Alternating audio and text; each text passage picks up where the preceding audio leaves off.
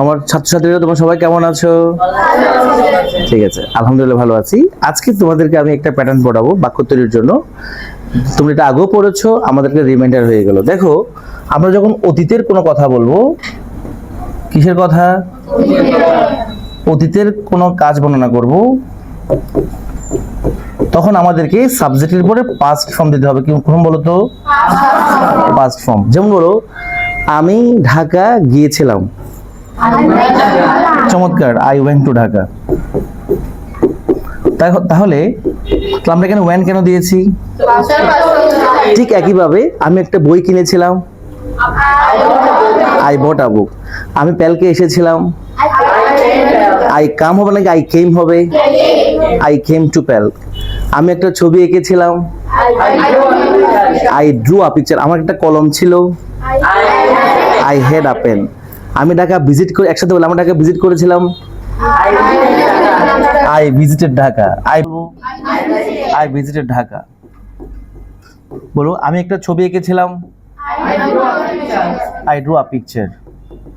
এইভাবে আমরা কি বাক্য তৈরি করতে পারবো? আমি তাকে দেখেছিলাম, একসাথে বলি, আই সো হিম। আমি একটা চিঠি লিখেছিলাম, ঠাস করে বলো, I wrote a letter. Write হবে না রুট হবে?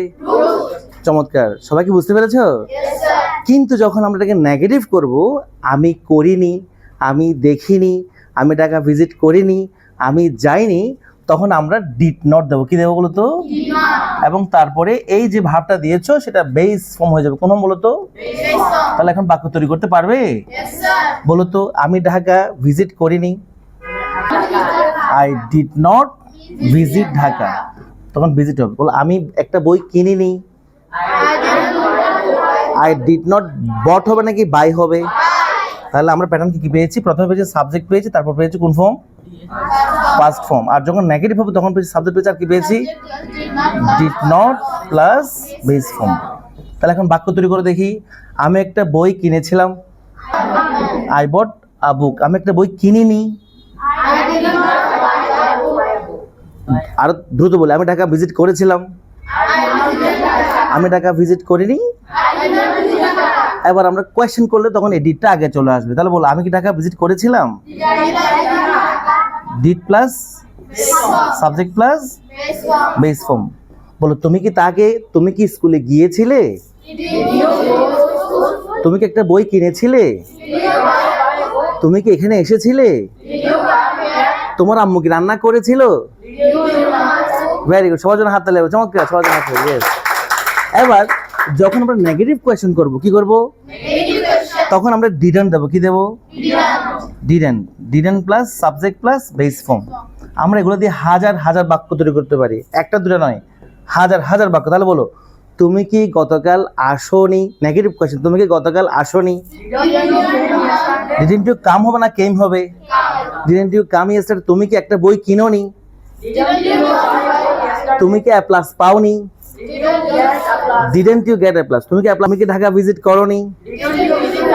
তোমার আব্বু কি গতকাল বাসায় আসেনি?